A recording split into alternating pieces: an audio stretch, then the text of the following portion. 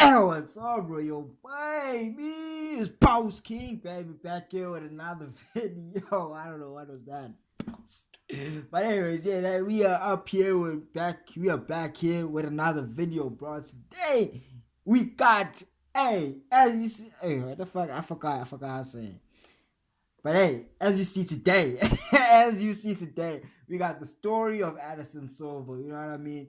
I have not had the uh the honor of watching a lot of these fights. You know what I mean? Because I just started watching football and MMA. You know what I mean? Because I don't know, man. I was a rugby person and fucking enjoyed rugby. I didn't even watch it like that. I enjoyed playing it. I'm still a rugby player because I haven't played other sports yet, so I can't say I'm another sports player. But I'm gonna be doing boxing or MMA next year, 2021, 2022. So yeah, I'm looking forward to that. I'm gonna try and join as soon as possible. So hey, let's just get into the video. Before we get into the video, make sure you hit that subscribe button. Join the Royal Babies because I am Royal, you are Royal. This channel reacts to sports videos, specifically MMA and football. So make sure you hit the subscribe button if you like any of the two. And yeah, let's just get into it, bro. I feel dumb because I just made a dull video, you know what I mean, on heart attacks and shit. So, and it is quite sad. So hey, we moving on to the, I don't know. I hope this one is also not sad because it's a story of someone. When two men step Someone's have inside of the octagon, the sad unthinkable can happen. stories. One man who captured and Most of sold this someone's. unpredictability Every took it to someone, new actually. heights. Anderson Silva isn't just one of the greatest UFC champions of all time. He's one of the most celebrated figures in martial arts, period. Known for his mind games and cocky fighting style, the Brazilian ruled the UFC's middleweight division with an iron fist for 7 years after claiming the crown in his second fight in the UFC. This is the story of Anderson the Spider Silva. Anderson's story began in 1975, where he was one of his father's 4 children living in Sao Paulo, Brazil. His martial arts journey began as a spectator, watching other kids train since he could not afford to join in. Once his family was able to afford lessons, Anderson didn't look back and would go on to practice in several martial arts from capoeira to Muay Thai. Silva made his professional debut on June 15th in 1997, winning back-to-back fights on the same night. Though he tasted defeat for the first time in his third pro fight, Silva would then go on a 9-fight win streak that would see him leave Brazil behind and make his name fighting in Japan. In the years 2002 to 2003, Silva went 3-1 in the Pride promotion and gave the absolute hardcore fans an appetizer of what was to follow in the coming years. From Pride, he transitioned to the UK promotion Cage Rage, and this is where the Spider really started to emerge as a threat. With 4 wins in Cage Rage, separated by a loss in Pride and a loss via disqualification at Rumble on the Rock 8, he won and defended the Cage Rage middleweight title 3 times. With several impressive finishes along the way, Silva was just beginning to scratch the surface of that iconic style that will never be replicated.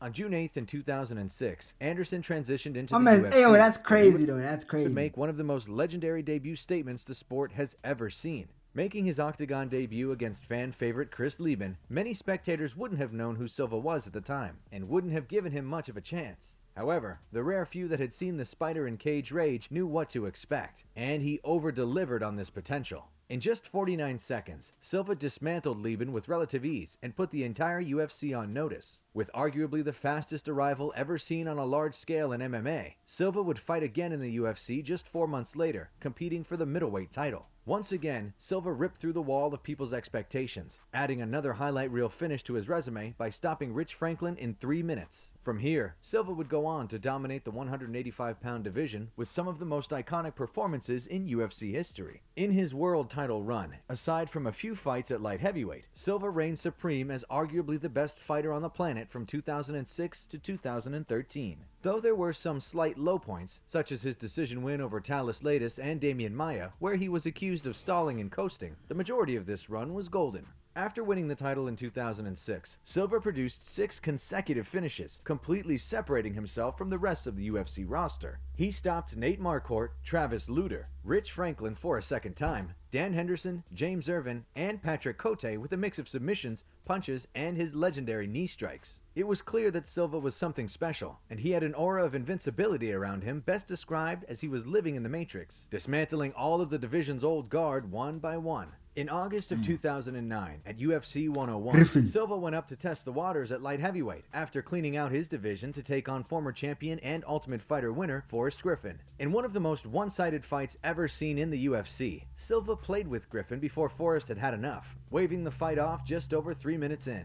When he returned to middleweight, Silva would approach the biggest rival of his career. Serving as a perfect opposite to Silva's quiet and respectful nature, but showmanship persona in the cage, Chael Sonnen was made for Anderson Silva. A wrestling specialist with a WWE persona to get the fans interested in his fights, Sonnen took every opportunity to insult the Brazilian native, who at the time was seen as unbeatable. With a real tension between Silva and Sonnen during the lead up to their bout, this one felt different and drummed up a lot of hype going into UFC 117. The story of this fight is one of the most well-known chapters in MMA's history. Sonnen dominated Silva with his wrestling offense and was able to hold him down as the rounds went on and on. With the 5th round in full swing, Sonnen on top of Silva on the ground, the fight outcome was close to inevitable. Less than 2 minutes away from becoming world champion after winning every second previously, Chael got caught in a submission attempt from the Spider, who got the tap and pulled off the biggest come-from-behind victory the sport had ever seen. However, Chael and Anderson's story wasn't over, as they would rematch in July of 2012. Between their two fights, Silva reminded everyone that his win over Chael wasn't a fluke. With the best finish of his entire career, Silva shocked the world by front-kicking and knocking out fellow Brazilian icon Vitor Belfort in the first round.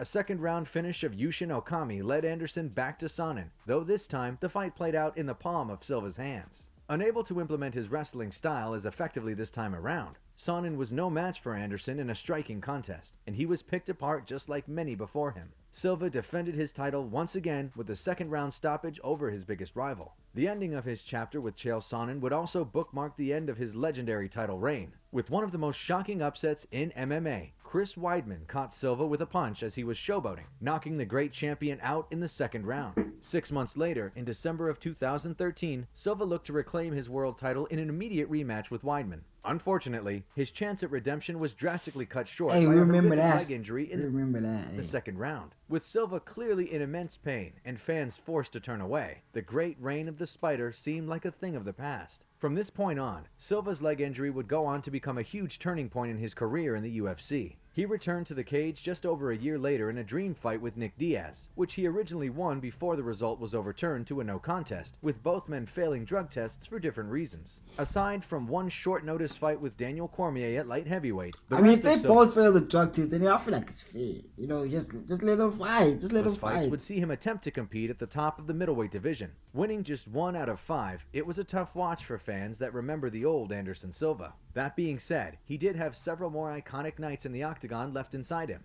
A 5-round battle of attrition with Michael Bisping in London, and a face-off for the ages with Israel Adesanya in Melbourne, showed exactly how much Silva meant to the fans. On November 19th in 2020, just a few weeks after his last UFC loss to Uriah Hall, it was announced that Silva would be leaving the promotion that he had become a star in. Whilst many thought he may retire for good or show up in another cage, the Spider ditched the octagon for a ring and stepped into the world of boxing. With a record of 52-5 and being the son of one of the all-time great boxers, Julio Cesar Chavez Jr. was a very tough opponent for Silva to step in and face. Though Chavez Jr. hasn't lived up to his father's legendary name, he has been in the ring with the likes of Danny Jacobs and Canelo Alvarez. Despite his boxing pedigree and far greater experience, it wasn't enough to stop Anderson Silva from doing the unthinkable and, once again, surprising everybody watching. Silva took to the ring like a natural, beating the former WBC middleweight champion via split decision. As if beating a former world champion boxer wasn't enough, the most recent chapter in Silva's career added an even further level of fan admiration.